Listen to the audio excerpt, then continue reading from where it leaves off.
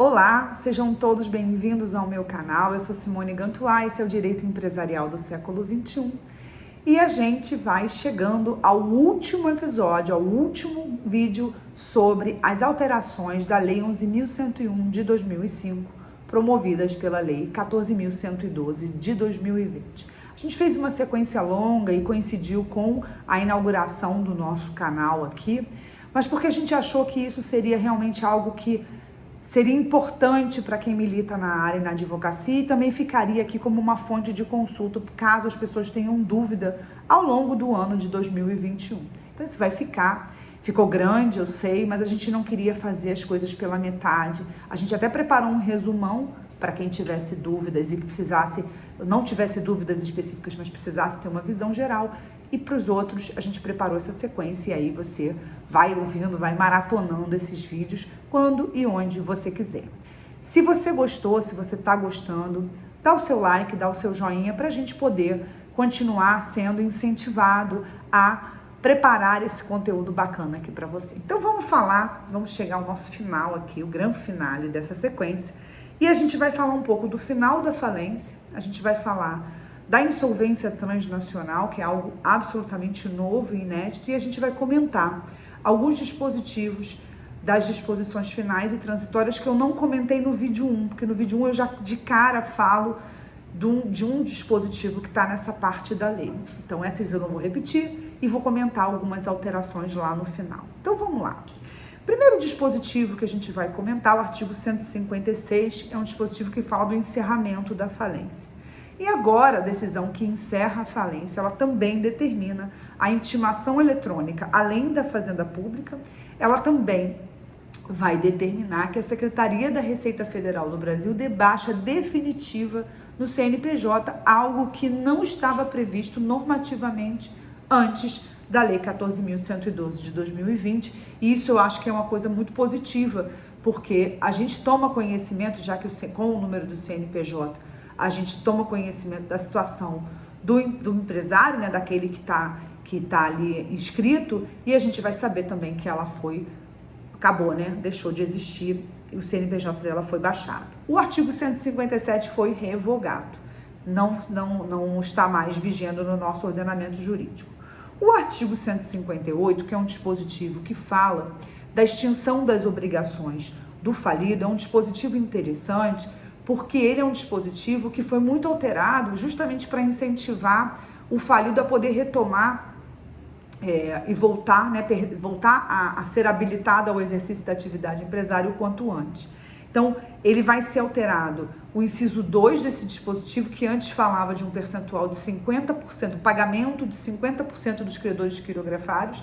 Esse percentual cai para 25%, e isso é muito importante porque os créditos com privilégio geral e privilégio especial saíram do quadro do 83. Então, eles foram todos por quirografar, então acho que faz bem sentido essa redução para 25%. Os incisos 3 e 4 foram revogados desse artigo 158. Eles falavam em prazos relacionados à condenação por crime falimentar. Eles foram revogados. E foram inseridos dois novos incisos, o inciso 5 e o inciso 6, e no inciso 5 ele fala do decurso de 3 anos da decretação, ressalvada a utilização dos bens arrecadados anteriormente, que serão destinados à satisfação dos credores habilitados ou com pedido de reserva. E o inciso 4, ele fala do encerramento da falência na forma do artigo 114A e 116. Encerrou com fundamento em uma dessas duas causas, também acarretará a extinção das obrigações do falido. O artigo 159,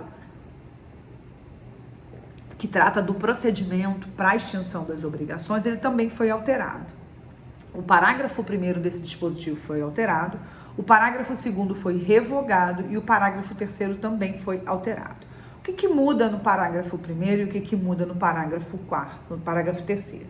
No parágrafo 1º, muda o prazo, porque a secretaria agora ela vai publicar a informação sobre o pedido de extinção das obrigações e vai estabelecer um prazo comum de 5 dias para que qualquer credor, o Ministério Público e o administrador judicial possam apontar eventuais inconsistências, sejam formais em relação ao pedido de extinção das obrigações. Então, o procedimento muda um pouquinho. E o parágrafo 3º também muda o prazo, porque o prazo aqui era de 5 dias e passa a ser para 15 dias. Ele diz que o prazo para pagar de 15 dias e reforça também que a extinção das obrigações, elas também se estendem às obrigações trabalhistas. Deixa isso muito claro aqui.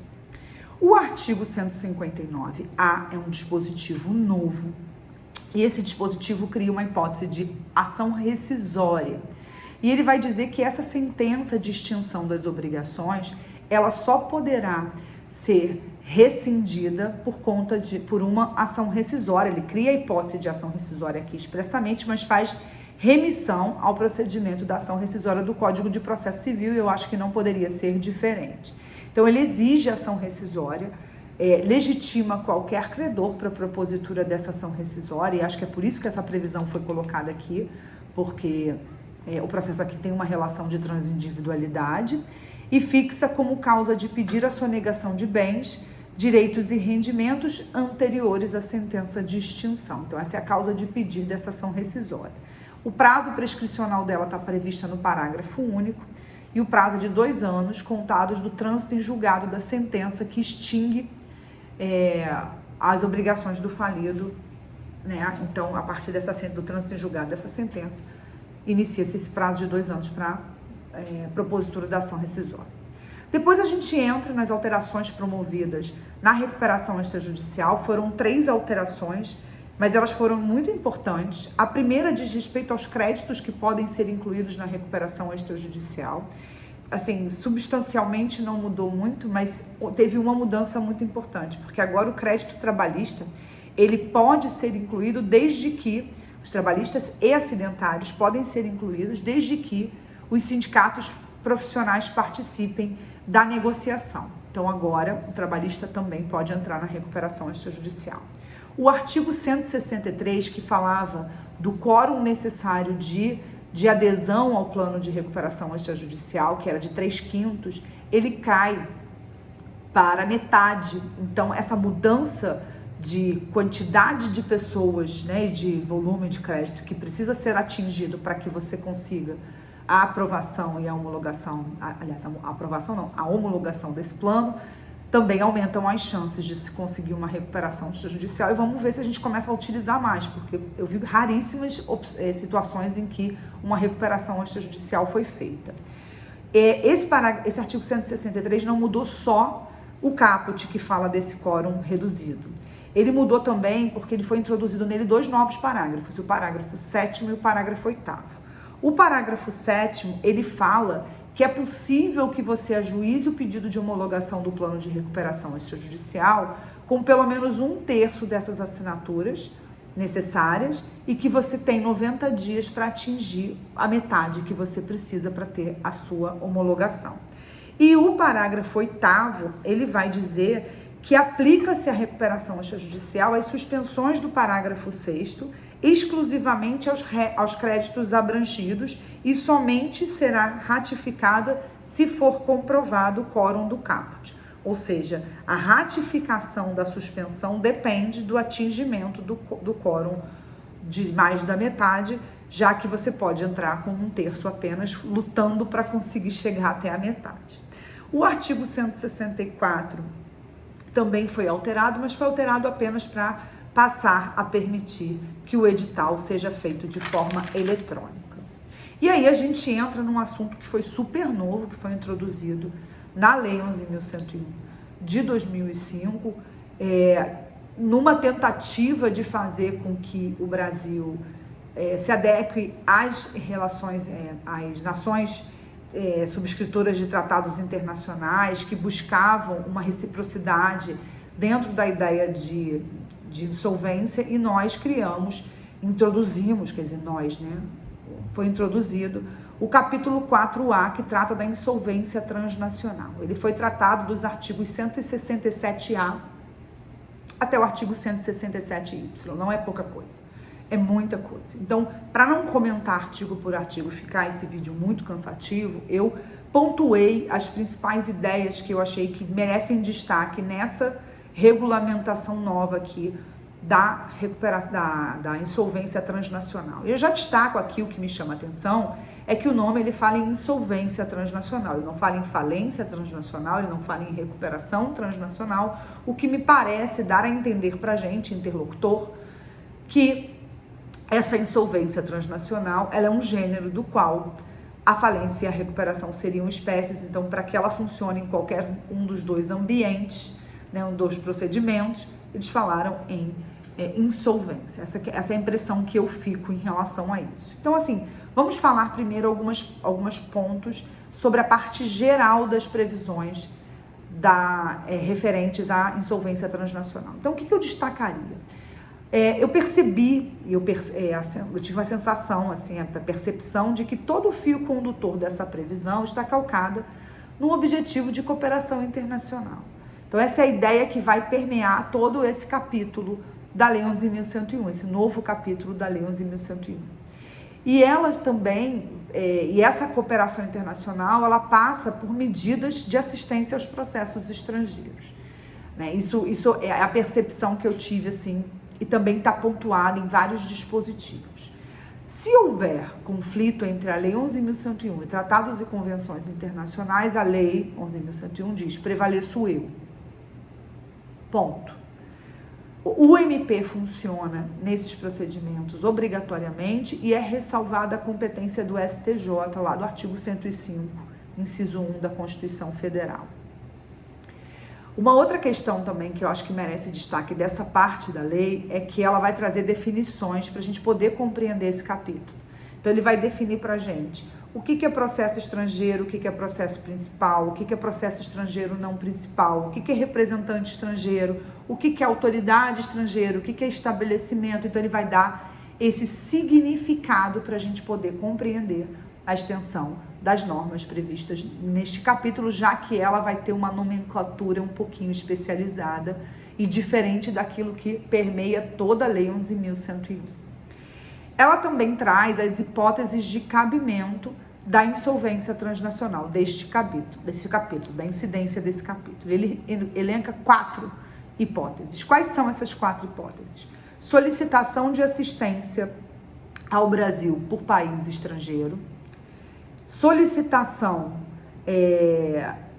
quando pleiteado a país estrangeiro, ou seja, o Brasil pedindo a país estrangeiro, processo aqui e processo fora simultaneamente, e credores ou partes interessadas de outro país que têm interesse em abrir ou participar de um processo aqui. Então, são essas 4 situações previstas para aplicação das normas que estão aqui. A competência é o principal estabelecimento, ele gera prevenção, e isso aqui é para cooperação ou reconhecimento de processo estrangeiro, essa definição de competência específica desse capítulo. O devedor e o administrador judicial aqui do Brasil, eles são autorizados a atuar nos outros países em razão da reciprocidade. Nós deixaremos que eles ajam aqui e eles deixarão que a gente possa agir também lá. Permite que o representante estrangeiro postule aqui, equipara os credores estrangeiros aos credores nacionais e dispensa carta rogatória para as intimações e informações. Então, a carta rogatória, que é a regra de comunicação judicial entre países, ela passa a ser dispensada nessa hipótese aqui. E ele também coloca aqui o Banco Central como um agente adequado para fazer ofícios e mandados relacionados à remessa e envio de dinheiro. Depois, a lei, ela chega num ponto que é o reconhecimento dos processos estrangeiros, que seria uma parte mais procedimental. E ela começa a ser regulada sobre isso nos artigos 167H e seguintes. Então, basicamente, o reconhecimento dos processos estrangeiros, ele é requerido pelo representante estrangeiro, que aqui se assemelha ao nosso administrador judicial, conforme dispõe a Lei 11.101 mesmo. E a decisão que vier a reconhecer esse representante estrangeiro, ela pode ser modificada e revogada a pedido de qualquer interessado. Claro, com motivo, né? É possível também nesses processos, que eles sejam obtidos em caráter antecedente, via tutela provisória urgente ou evidente, qualquer uma delas, e os efeitos do reconhecimento desse processo estrangeiro principal, quando ele for principal, é a suspensão do curso das execuções, a suspensão do curso das prescrições das execuções e a ineficácia da transferência e oneração de bens, tá? Não há prejuízo aos procedimentos arbitrais, mas as medidas executórias serão suspensas. E, por fim, o juiz daqui pode autorizar o representante estrangeiro a dar destinação aos bens do ativo, né, ao ativo, desde que os interesses dos credores locais estejam devidamente protegidos. E depois a gente entra nas duas últimas partes desse capítulo, que fala, respectivamente, da cooperação com a autoridade e fala também dos processos concorrentes. Em relação à cooperação com as autoridades, ela começa a ser tratada a partir do artigo 167p, que é a cooperação com autoridades e representantes estrangeiros, e ela se dá via juiz e via administrador judicial.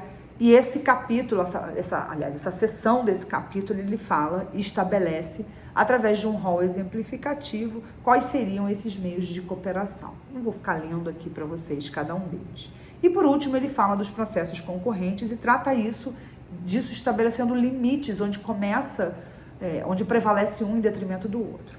E isso está disposto no artigo 167R e seguintes até o final do capítulo, que vai até o artigo 167Y.